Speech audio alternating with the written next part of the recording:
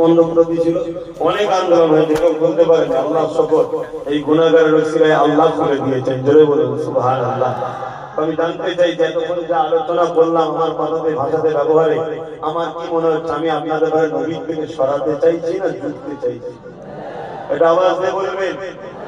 কারা কারা বলছেন যে আপনি নবীর গোলামি করছেন, নবীর পক্ষে আমাদেরকে জুড়তে চাইছেন? আল্লাহকে সাক্ষী রেখে বলুন যে আল্লাহ আব্বাস সিদ্দিক আমাদের নবীর সঙ্গে জুড়তে চাইছে। হাত সত্য তো? এই হাত সত্য? নবীর পক্ষে জুড়তে চাইছি, হাত তুলে রাখবেন। আল্লাহ এতগুলো বান্দা সাক্ষী দিচ্ছে, ছোট ছোট বাবুগুলো সাক্ষী দিচ্ছে, আমি আপনার হাবিবের সঙ্গে এদেরকে জুড়তে চাইছি।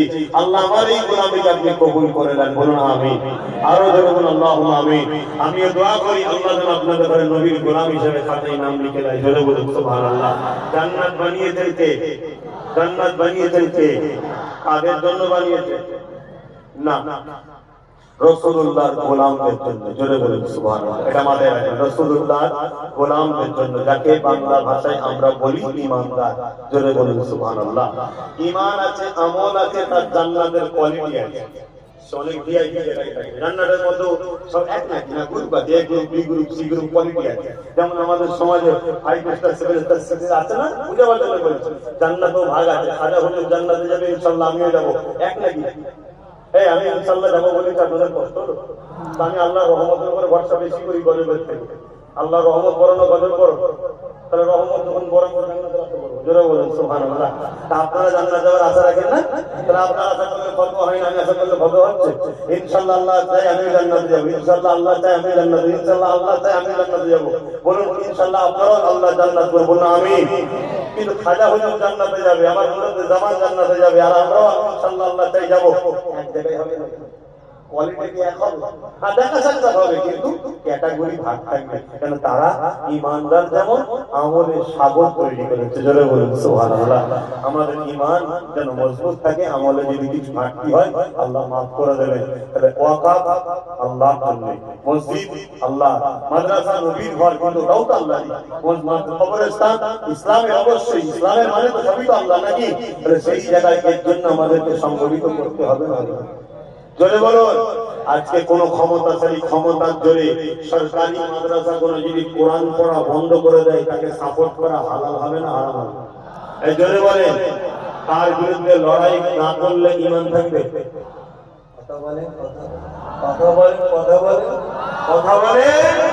ও বাবা, কিছু দেখছি আবার ওর বিরুদ্ধে লড়বে, আর তিনি যে কোরআন বন্ধ করে দিচ্ছে। খোঁজলাম আমার কথা নিয়ে, এই ওলামা ভাইরা খুঁজলেন, মাদ্রাসা থেকে, সরকারি মাদ্রাসা থেকে তাফসীর তুলে দিচ্ছে। শুনছেন তো নাকি? কোরআন শিক্ষাকে তুলে দিচ্ছে। তা কোরআন শিক্ষা যদি কেউ তুলে দিতে চাই, সে কোরআনের বন্ধু না দুশমন? তা কোরআনের দুশমন যদি ক্ষমতা দিই, সে কোনোদিন কোরআনের পক্ষে দাঁড়াবে? মাথায় ঢুকছে? তাকে যদি হাত শক্ত করি, কিয়ামতের জবাব দিতে হবে না?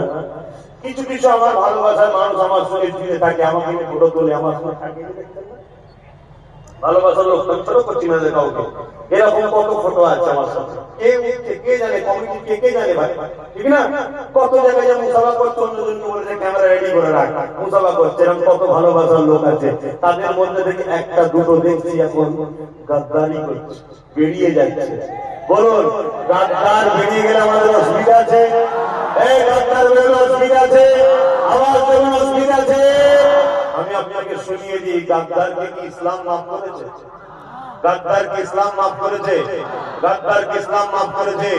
খোদার গজব লানত তাদের উপরে আসুক এই কামনা রাখি। আর আল্লাহ যদি কখনো সুযোগ দেয়, ইসলাম যে রাস্তা দেখিয়েছে সেই রাস্তায় বোঝাপড়াও হয়ে যাবে। বলুন ইনশাআল্লাহ।